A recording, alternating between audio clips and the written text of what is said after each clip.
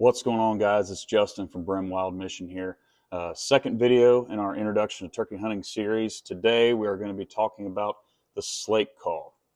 We're going to talk about how to use it, how to condition or maintain it so that way it lasts you longer and gives you that high quality sound that you want to hear. And we're also going to talk about 3 different types of turkey sounds and how to make those on a Slate Call. So just starting off like we talked with before in my previous video, a Slate Call, or a pot call as some like to call it, works off of friction. So you will always have a slate or pot, and you will have what they call a striker. So I have 2 strikers here. One is a rosewood, and one is a carbon. So basically the biggest gist with the difference of those is that there's a difference in pitch or tone when you're making those calls. So it's kind of personal preference, however, what sounds good to you or what sounds good to the birds you're trying to get to come in. So the operation is the same no matter what kind of striker you use. So I'll take my rosewood here, and it just goes with holding the striker like you're holding a pen or a pencil. So like so. And when you make contact with the pot there, you want the outer edge of the striker of this to be hitting against the pot or the slate.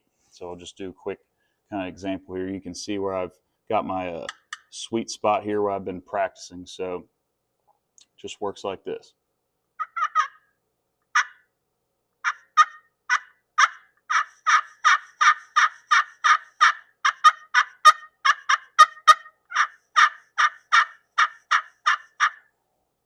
Fairly easy to do. Like I said, hold this like you're holding a pen or a pencil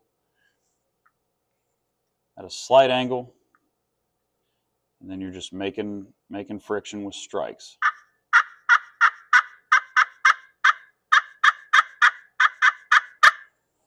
Fairly simple to do. Takes some practice, but it sounds great once you get the hang of it. It's really awesome. Love these kind of calls. The biggest downfall that I've found with using anything that needs friction to work right. So number one, conditioning. So when I say conditioning, how do you condition or maintain these calls to sound good every time you go out in the woods? So every once in a while, what I like to do, I'm not saying this is the way to do it, it's just what I've found works the best for me, is taking a Scotch-Brite pad or any kind of pad that's this kind of material here. Taking your pot, your slate call, and you're just going to make circles. This is really good every once in a while to do. That way you make sure you're getting that same solid, clear sound every time. So now you can still kind of see my sweet spot there if you look at it.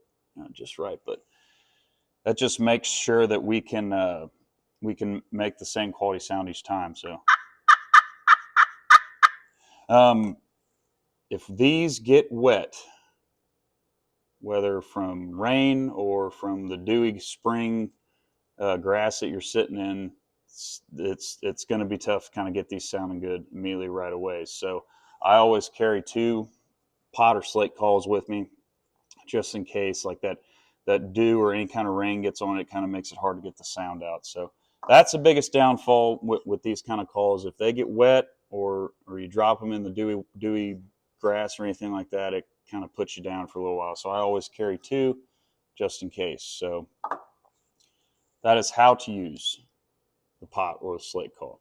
So again, what I mentioned too, there's 3 sounds that will get a turkey's attention to get them to come to you. And these are 3 just real basic sounds. You can also look up videos on YouTube as well of actual hens making these sounds and all that. So what I start out with usually is just your basic cluck. So all a cluck is a hen basically walking around, pecking around, saying, "Hey, I'm here. If you guys want to come hang out, or whatever." That's all that really is. So it just sounds like this. That's it. Very simple, very easy. It's just a quick strike, like so. That was a cluck. Second type of call, or call sound, I should say, is a yelp. So what is a yelp? A yelp is a turkey basically shouting. It would be like walking into a bar, seeing your buddies, and being like, hey, what's up? I'm over here. Hey, what's going on? How you doing? It's real loud, very, very projectile. It'll get it kind of all the woods kind of going saying, hey, I'm over here. Come see me. Come see me. So basically how to make that sound is you're going to make an oval shape on this surface with your striker. So for example, like this.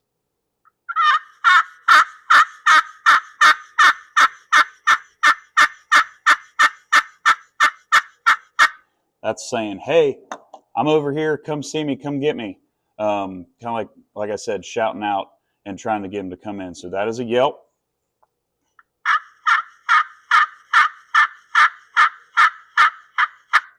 That's a yelp. The third basic sound a turkey makes is a little different. This is a purr. So what a purr says is, hey, I'm content. I'm over here. I'm feeding. You know, kind of like that seductive kind of bring them in for some romance kind of sound. So all a purr is what you're going to take your striker like so, and you're just going to lightly, very lightly, with very little pressure, push against your slate. So it goes like this. Whoops.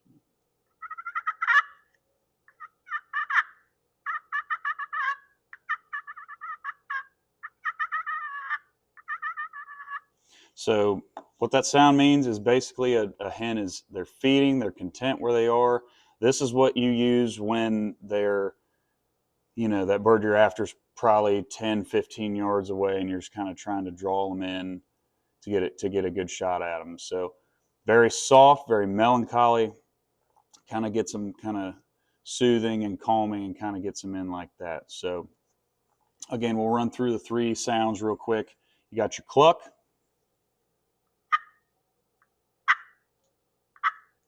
just your cluck. You have your yelp,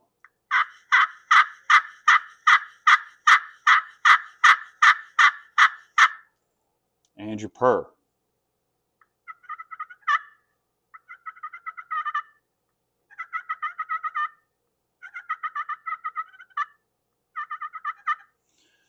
So yelp, cluck, purr. Now, a little trick you can do, and the way you can kind of get a little cadence to it, is you can do what's called cutting. Cutting and yelping kind of go in between with each other. I like to use cuts and yelps together a lot. I also use clucks and purrs a lot when I'm doing a sequence to get a bird to come in. So a cutting and a yelping, basically what that's trying to emulate is a hen that is very excited. They're out there, they're yelling, they're saying, hey, I'm over here, come get me, I'm single, I'm ready to go on a date, basically is what they're saying. So that little cadence I like to do goes like this. This is clucking, or I'm sorry, cutting and yelping here.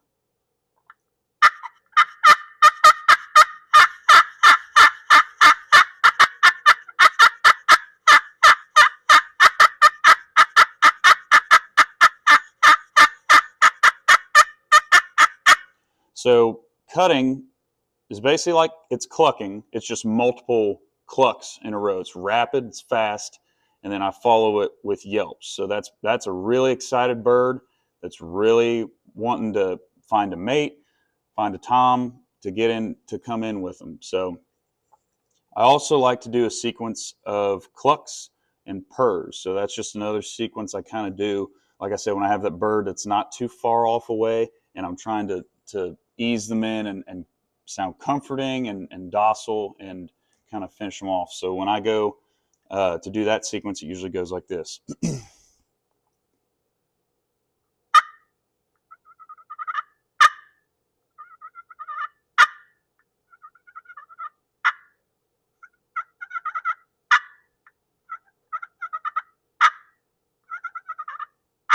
So basically what that is I'm just doing a purr, but towards the very end of that slow drawback, I just do a quick cluck and a quick strike like so. So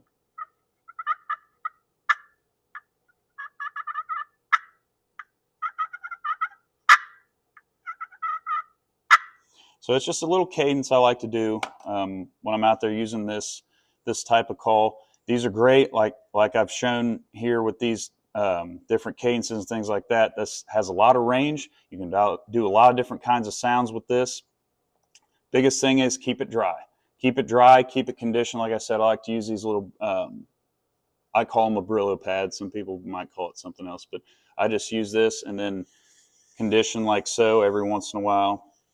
So that way I know when I get out in the woods, my sounds are going to sound good for my calls, and my technique is good and everything like that. Like I say with everything, practice, practice, practice. Practice makes perfect. I am not a professional hunter. Like I do this for fun.